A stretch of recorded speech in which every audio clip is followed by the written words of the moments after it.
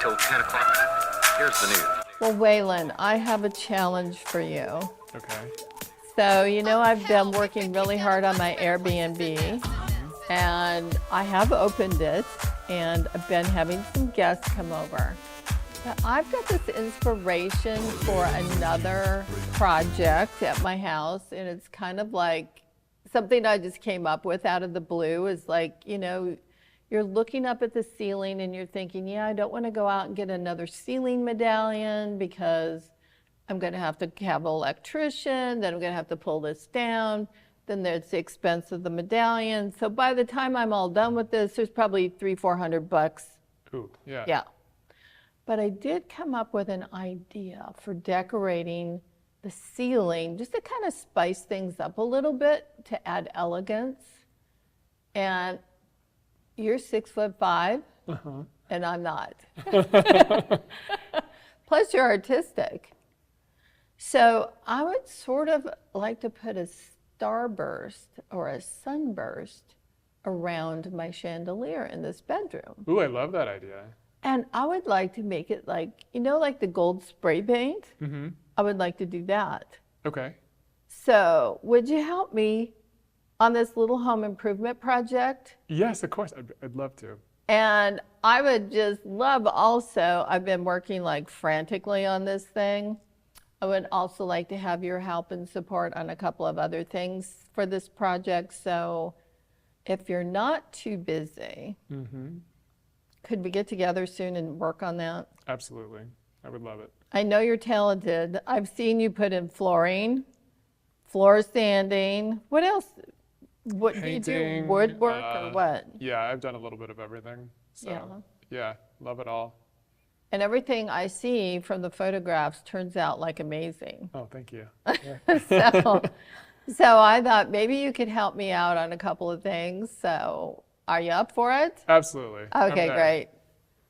Let's get her done. All right. I opened up my Air BNB. Yeah. And I just wanted to tell you that if you love croissants, especially with chocolate or vanilla, this is a great brand. That's where it's at. I was going to bring it to you and let you try, but I got really hungry. Yeah, it looks a little empty. And it is empty. But I got these over at Home Goods. And I think it's called Prima Forna, the brand. They're actually made in Italy. So for my Air BNB, I have both vanilla and chocolate. But these are delicious. Yeah, that's so good. What's really nice is not very many people here have fresh croissants, French croissants, and not many people actually are able to have the time to make them and do all of that because it takes a minute. Yeah. The pastry's light. It's done well. It doesn't flake all over. Is it buttery? It's just airy and light and delicious.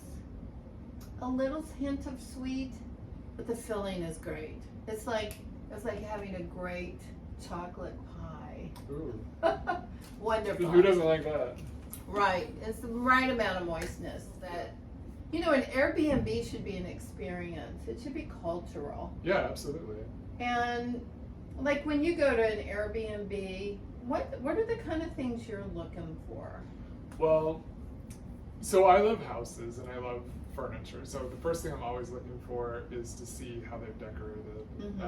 Which your house obviously has that. Plus your house is amazing. Thank you.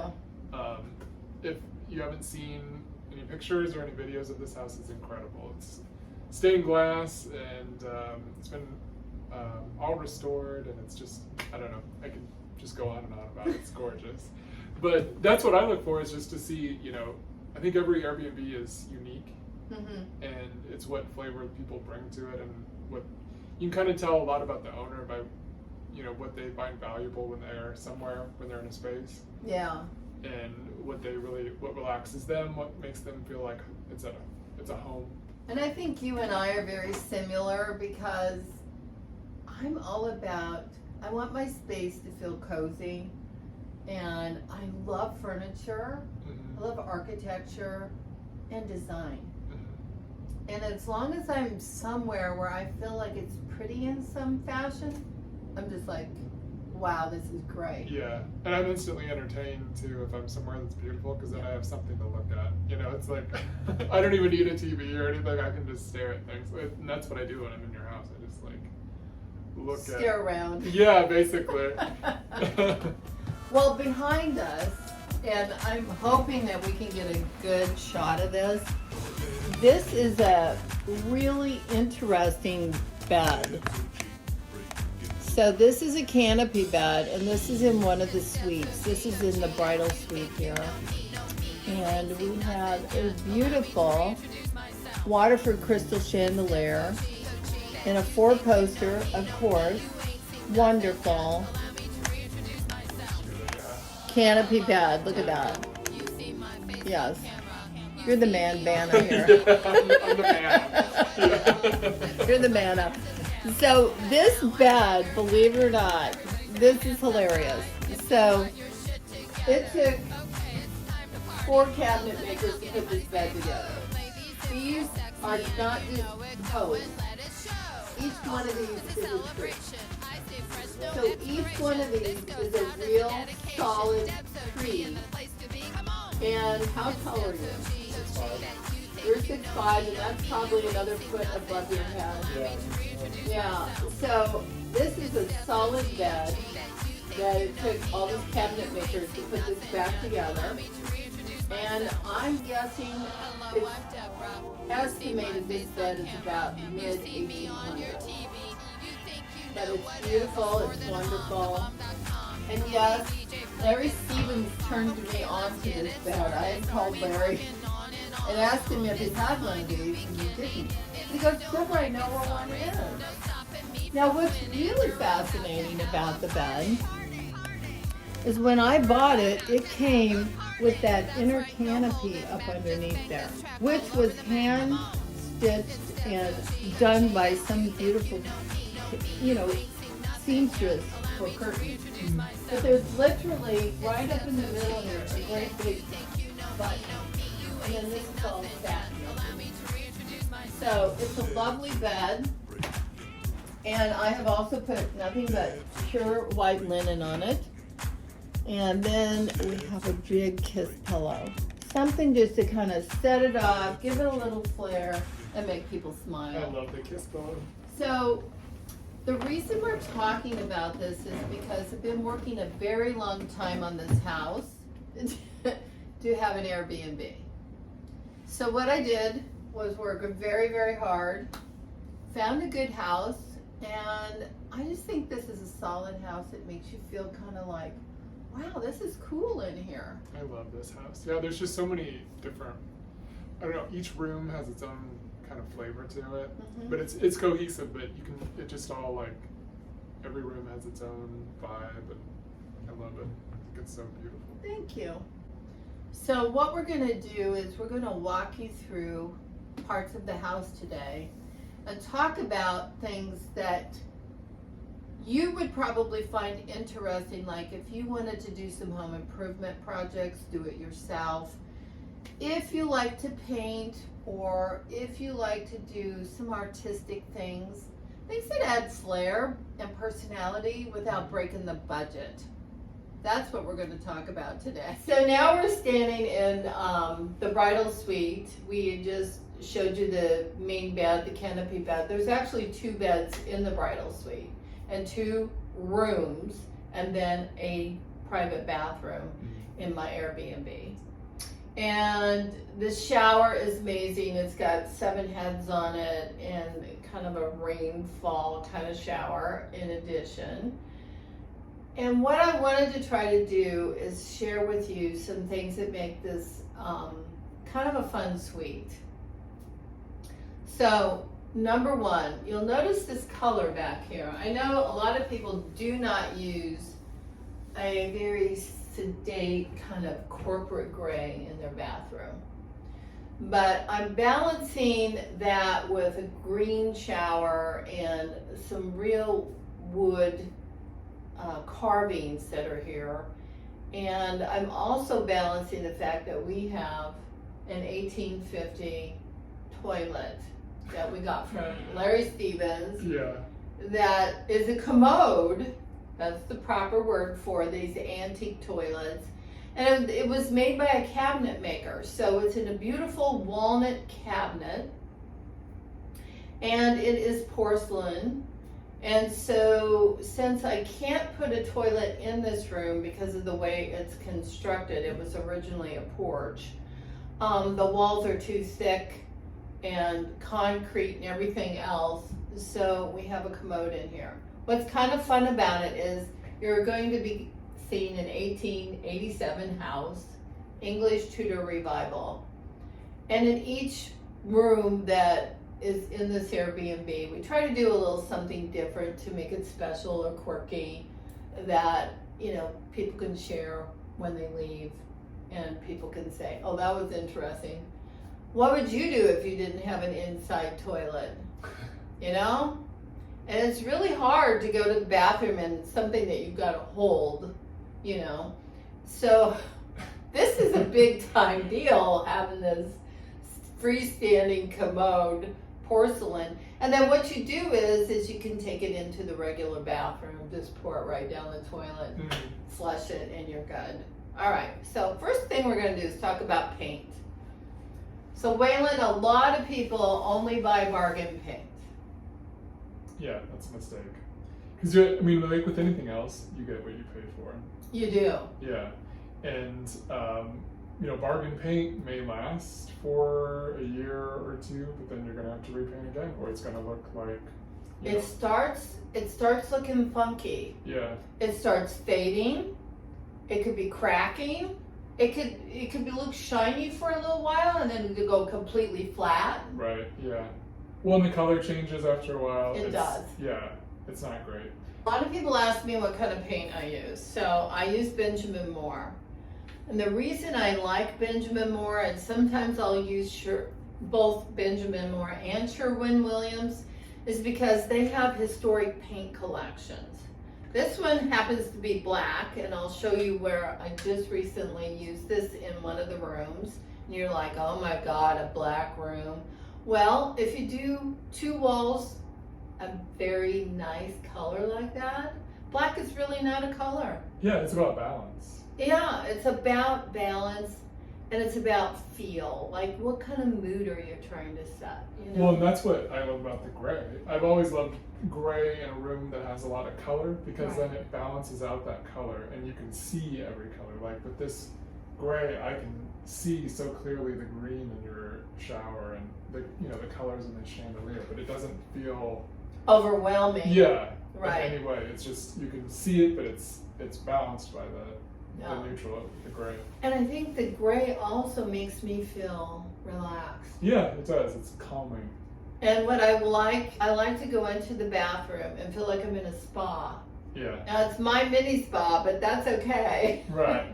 But I can feel special, and I can relax and recharge from a day that's been like probably from hell, but you know.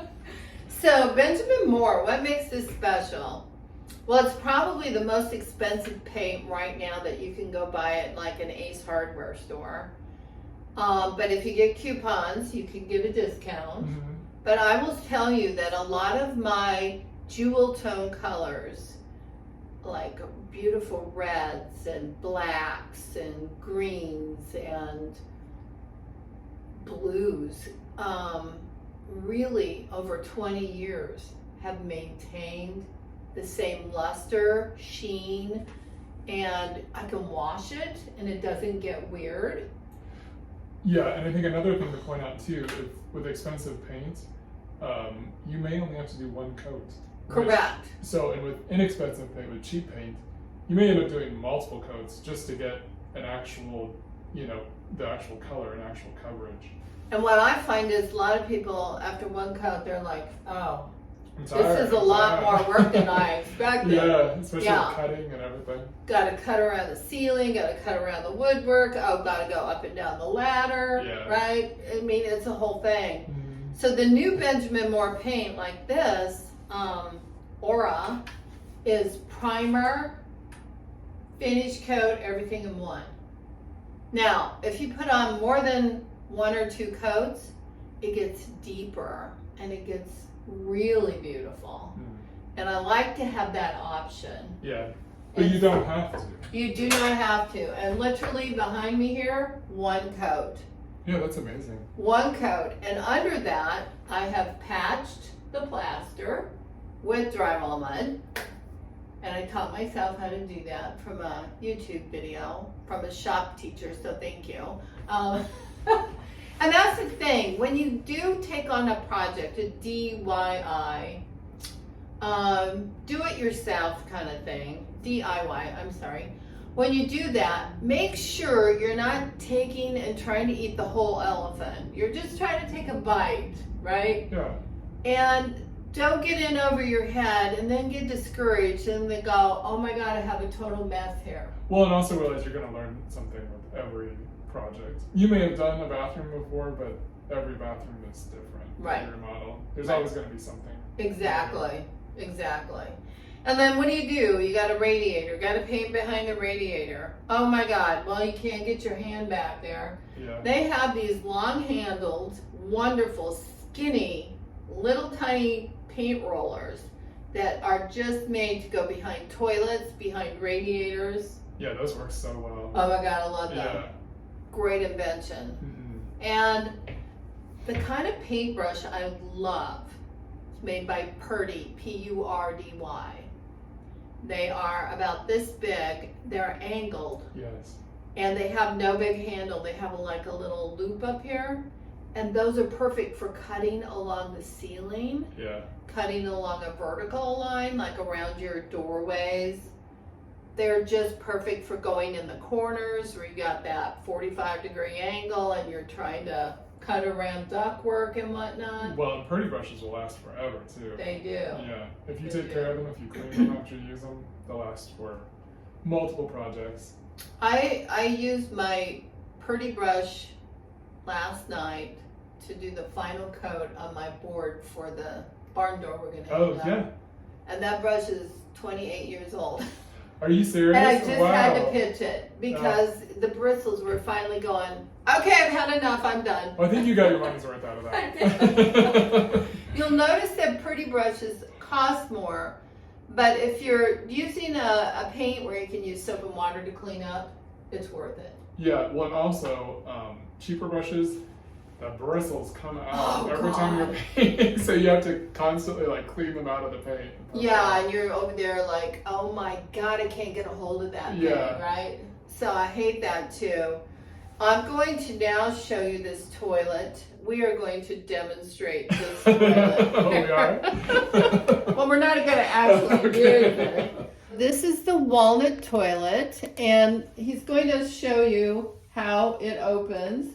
You can see that it's got this cute little lid on it. Isn't this cute? So you just pick up that lid. It's got a nice knob, and you see the white side. That white side is the potty. That's the porcelain.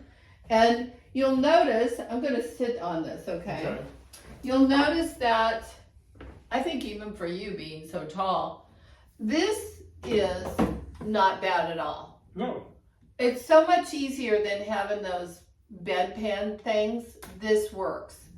And then, like I said, if there's somebody else in the bathroom, you can't get to a regular bathroom, or the power goes out. I have electric toilets in this house. It's from 1887. But if the power goes out, hey, there's the porta potty right there. Just think of it as an indoor porta potty. Yeah, and it's your safety net in case something goes out. In case something goes out on you. Something goes awry, yeah. Well, one thing for sure, you don't have to worry about a rat crawling up that. That's true.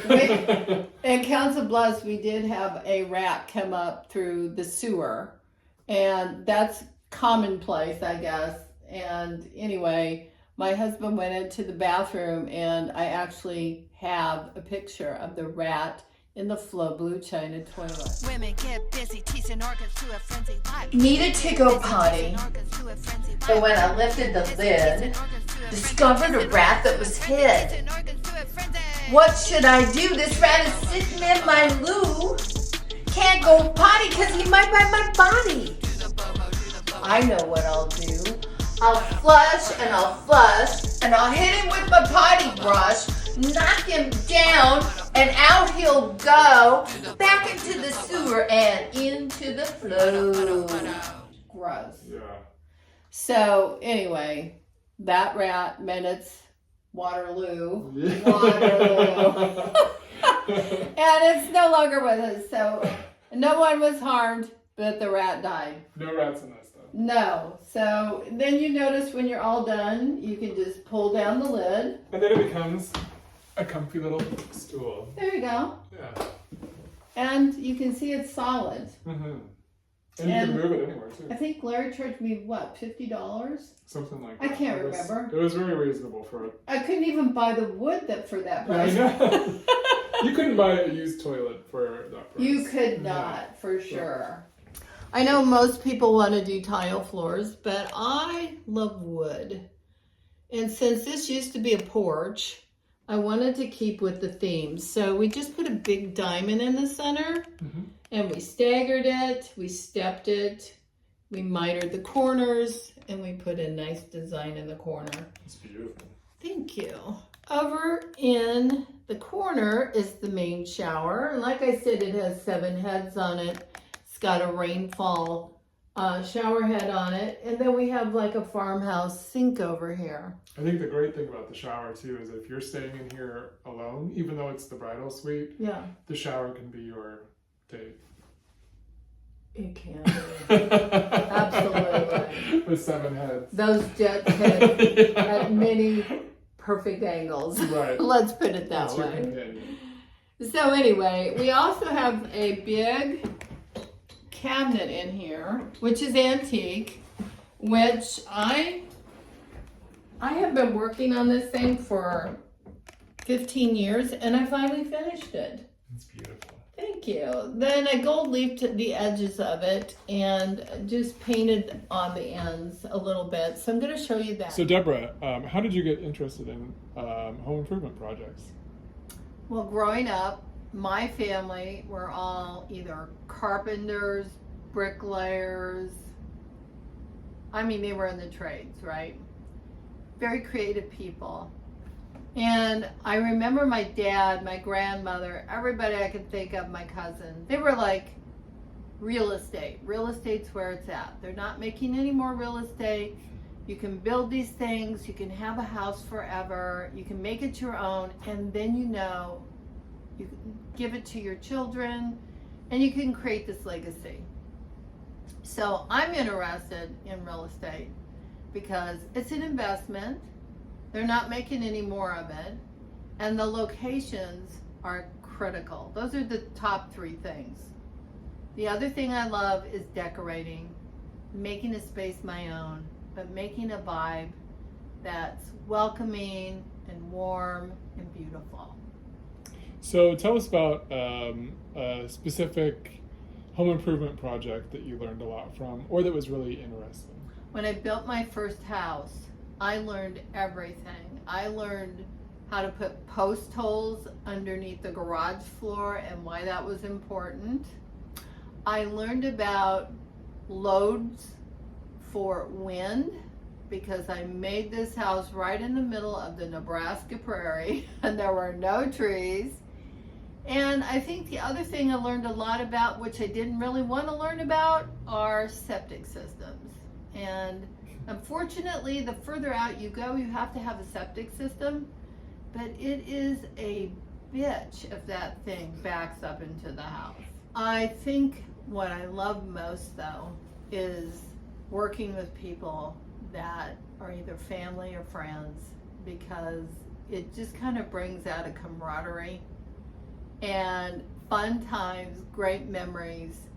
But you know, together, when you put the brains together, you get more creative juices. And something that you would have done maybe would have been great, but now it's like over the top wonderful. That's what I love the most. So we hope you like this little glimpse into my Airbnb and decorating tips and cool color decorating, painting.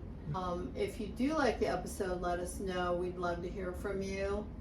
And in the meantime, go out there, Be brave, do it yourself, but remember, pick projects that gradually increase in complexity. Yeah, definitely. Do not start out with something hard.